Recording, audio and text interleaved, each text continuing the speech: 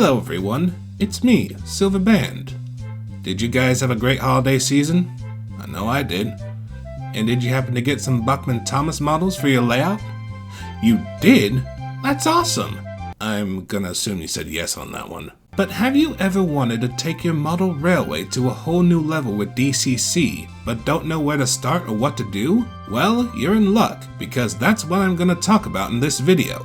First, let's start with some introductory stuff. For those of you who don't know, DCC stands for Digital Command Control. A DCC-equipped locomotive has its own microchip called a decoder. Each decoder has an assigned number code called an address. Usually, the address is the same as the engine's number. On a DCC layout, you simply set the address of the engine you want to run on your controller, also known as a throttle.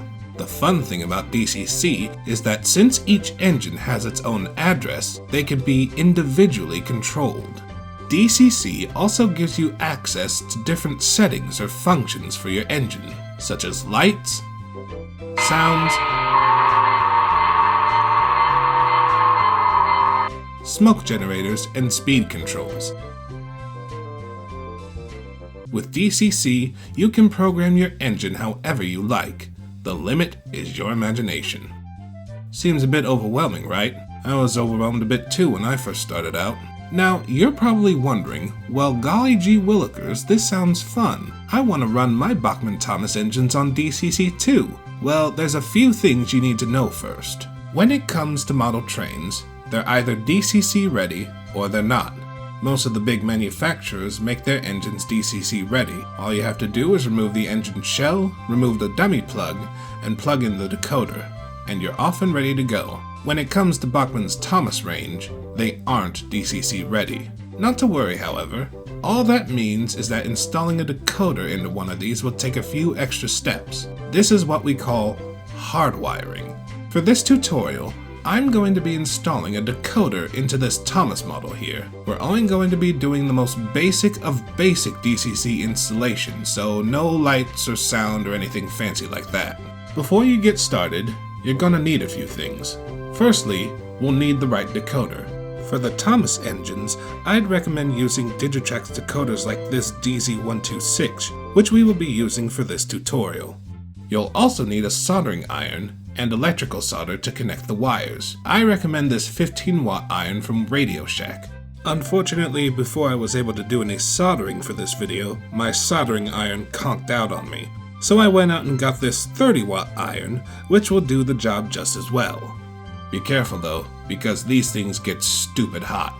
We're also going to need some wire strippers and heat shrink tubing as well. The tubing is for after the soldering, but be sure to slip a piece on one side of the wires before you connect them. For the decoder, the only wires you'll need to focus on are red, black, orange, and gray. The rest you can cut off. The colors of the wires in the engine will be the same for the most part, although I've sometimes seen a brown wire where the gray wire should be. It'll work the same regardless. Now, you just solder the red to the red, black to the black, orange to the orange, and gray to the gray.